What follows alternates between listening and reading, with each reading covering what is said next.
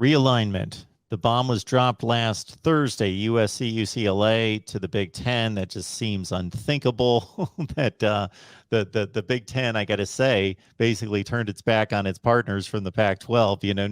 No two conferences have been more aligned, Right. especially with the focal point being the Rose Bowl than the Big Ten and the Pac-12. Well, money speaks. You grab the LA market, USC, UCLA.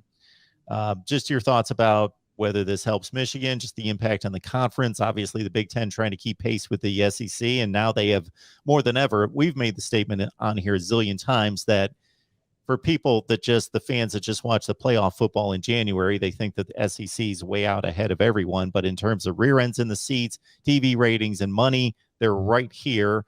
And now it seems to be a war of the two powers in college football. Yeah, ultimately, I think it stinks from a regional standpoint. If you're a Midwest person that loves Midwest football and watching Iowa punt and Michigan run the ball, then it's like, all right, this is the Big Ten of that nature is no longer. But ultimately, for the long run, the Big Ten had to do this to counteract Texas and Oklahoma and keep up with the SEC. If they didn't, I wouldn't doubt if SEC took USC and UCLA themselves.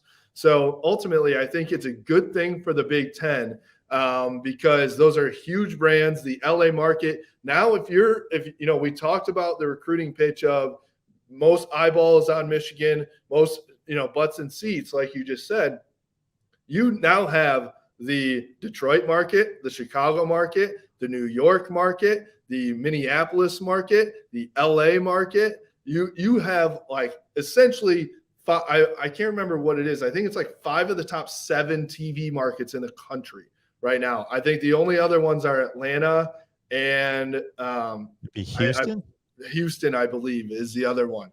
And so ultimately it's a great deal because more money is always good. I also think more premier matchups is good for Michigan when you can say, hey, we're going to play USC, and also side note, I can't wait for USC to hopefully come to Michigan in October or November and play. I'm waiting for that video of those guys walking off the bus with like Eskimo parkas on or something like that.